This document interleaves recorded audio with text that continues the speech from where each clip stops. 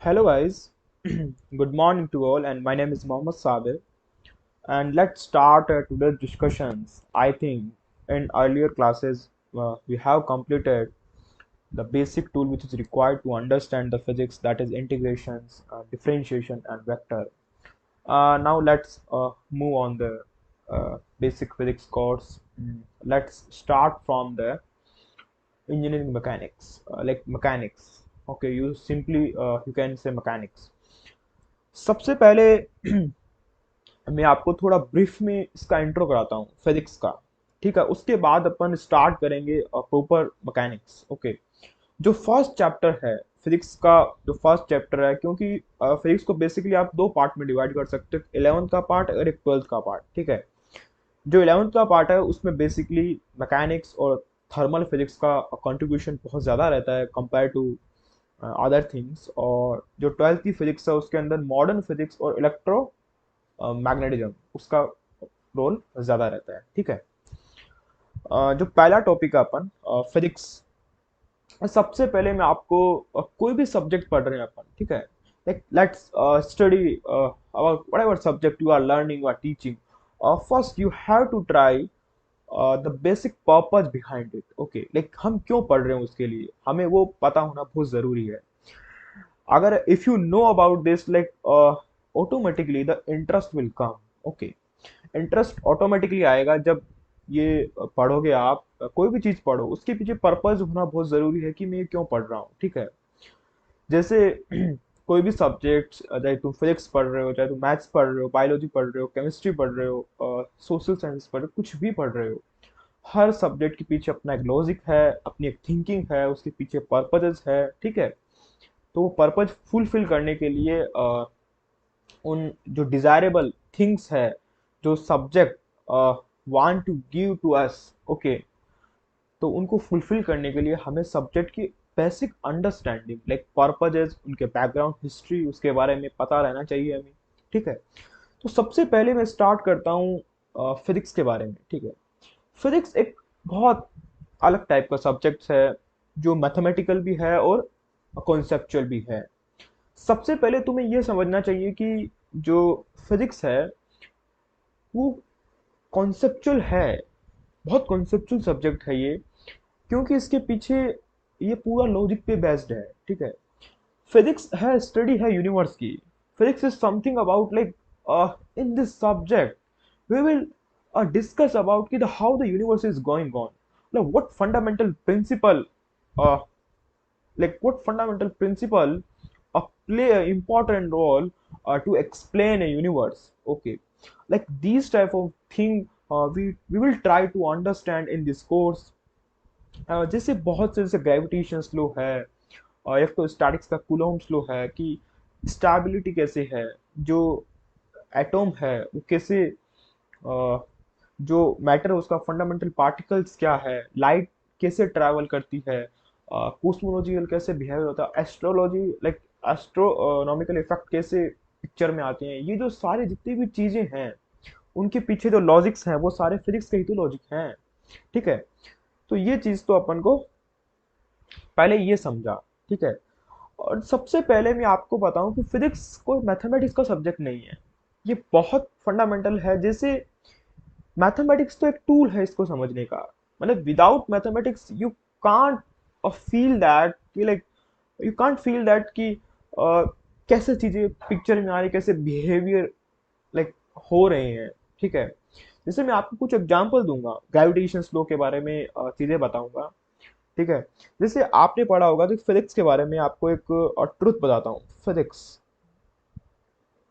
Physics के बारे में सबसे बड़ा ट्रुथ यह है कि जैसे तुमने एक चीज पढ़ी है कि जो ग्रेविटेशन लॉ है वो क्या होता है, G m1/m2/r², ये सबको पता है, लाइक एवरीवन नो, जिसने 9th and 10th 11th 12th में पढ़ा है, सबको पता है कि कोई भी दो बॉडी अगर यूनिवर्स में एग्जिस्ट करती है, उनका let's have a mass, then attract to each other. Okay, but but now like is it sufficient to say that कि like it's a gravitation law? No, ये gravitation law नहीं है। ये एक सिंपल मैथमेटिकल एक्सप्रेशंस है जो आपको ये नहीं बता सकती कि ये ग्रेविटेशन स्लो है। ठीक है, ये एक सिंपल फंडामेंटल मैथमेटिकल एक्सप्रेशन है, ये कोई ग्रेविटेशन लो नहीं है।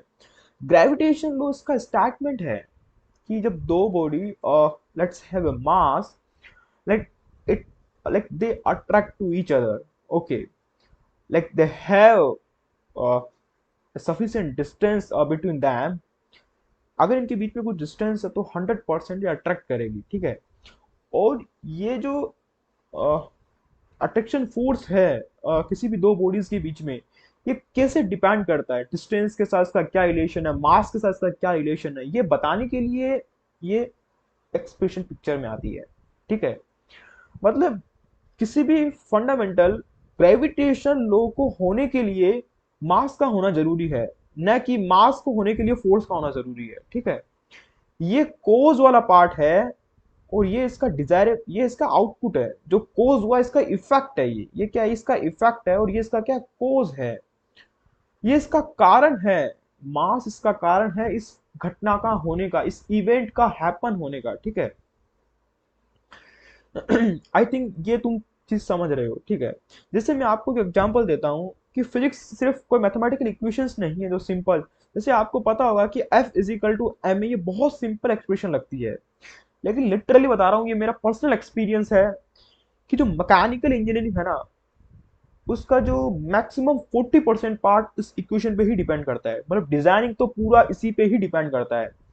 जैसे कि चाहे तुम कुछ भी चीज डिजाइन कर रहे हो, हर डिजाइन के पीछे इसी इक्वेशंस का हाथ होता है। ठीक है, बट इसको अप्लाई करने के तरीके चेंज हो जाते हैं, लेकिन जो फंडामेंटल्स है, जो न्यूटन का जो सेकंड लॉ है फंडामेंटल, वो हमेशा वही रहता है।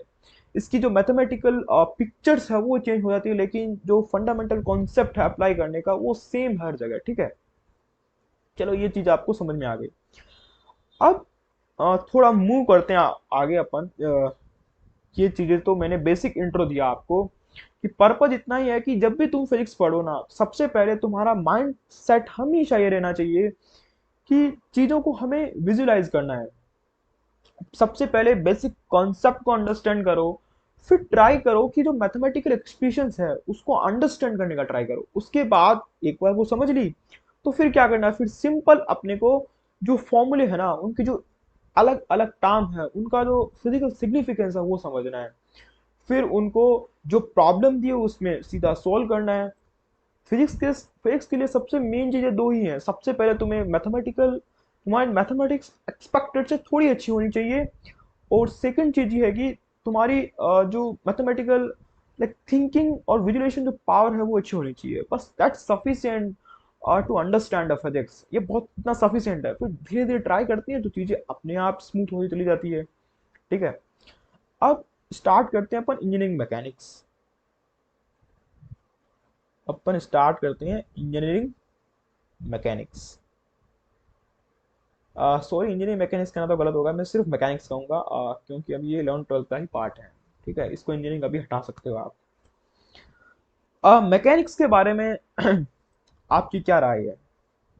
मैकेनिक्स, तुमने देखा है हर जगह एवरीथिंग इज मूविंग, हर चीज चल रही है, हर चीज चल रही है इस दुनिया में, कुछ भी नहीं रुका हुआ है। रुका हुआ है क्या? ये दुनिया एब्सोल्यूट नहीं है। लाइक ये सब कुछ रिलेटिव हो रहा है। जैसे मैं कहूं कि मैं अभी यहाँ बैठा हूँ, ठीक है, जैसे मैं अभी अर्थ पे बैठा हूँ, सन के रेस्पेक्ट में तो मैं चल ही रहा हूँ ना। ठीक है, हाँ, मैं अर्थ पे किसी दूसरे पर्सन के रेस्पेक्ट में भी रुका हुआ हूँ, लेकिन किसी दूसरे के रेस्पेक्ट में तो मैं रुका हुई हूँ ना।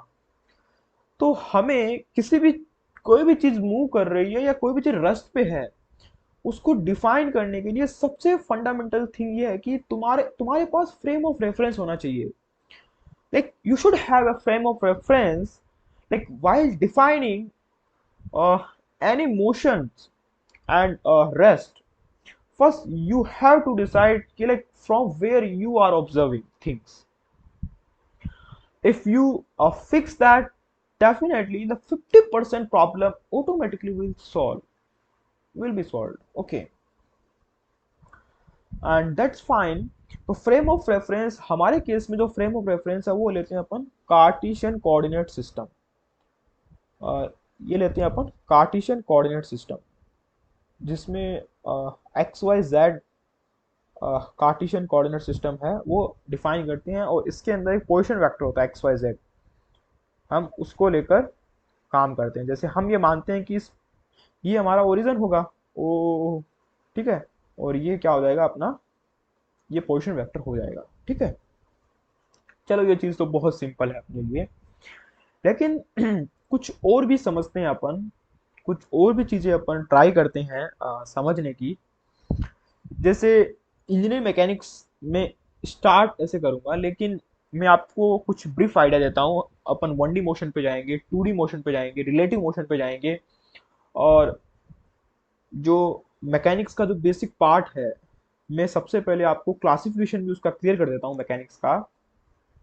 जैसे क्लासिफिकेशंस क्या है मैकेनिक्स का, मैकेनिक्स को तुम basically you can divide into two parts. The first is a kinematics. The first is a kinematics, and second is a dynamics. Dynamics. जो काइनेमेटिक्स वाला पार्ट है, जो ये जो पार्ट है काइनेमेटिक्स वाला part, in this part we will discuss about कि like we only focus on the positions of a particle. Like we always try to find out like what will happen after attacking 2 second 3 second, ठीक है, but we don't focus on the cause of the motion. Like we हम हमेशा ये try करेंगे कि 2 second के बाद या 3 सेकंड के बाद पार्टिकल कहाँ है, अभी उसकी वेलोसिटी ये है, तो 3 सेकंड बाद इसकी वेलोसिटी क्या होगी, इसका एक्सेलरेशन क्या होगा। काइनेमेटिक्स वाले पार्ट के अंदर हम सिर्फ जो पार्टिकल्स की जो मोशन है, जो चेंज इन द पोजिशन है, we will discuss about that part.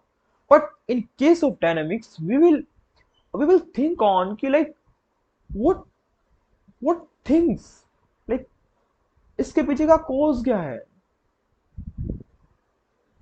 Reason क्या है, कारण क्या है। ये कोई भी इवेंट हो रहा है, अगर कोई भी पार्टिकल मूव कर रहा है तो इसके पीछे का रीजन क्या है, what will be the reason behind it. we will try to understand, we will try to find out the reason behind to happen any event, okay, in dynamics part। तो ये मैंने बेसिक क्लासिफिकेशन आपको बता दिया। जो kinematics वाला part है, ये भी इसमें जनरली अपन वेलोसिटी एक्सीलरेशन पोजीशन के बारे में स्टडी करेंगे, और डायनेमिक्स वाले पार्ट है, इसके अंदर अपन जैसे कोई भी मोशन, जैसे फोर्स है, बैलेंसिंग है, स्टेबिलिटी है, इक्विलिब्रियम है, उनकी स्टडी करेंगे, ठीक है। And that's all from my side, and like what ever question you have you can ask freely. बस ट्राई करो कि तुम चीज़ों को विजुलाइज कर सको, फिर ऑटोमेटिकली चीज़ें स्मूथ होती जाएगी, और ऑलवेज बी पॉजिटिव ऑलवेज, ठीक है, सब चीज़ें अच्छी होगी, हमेशा खुश रहो, ठीक है। Thank you, all the best.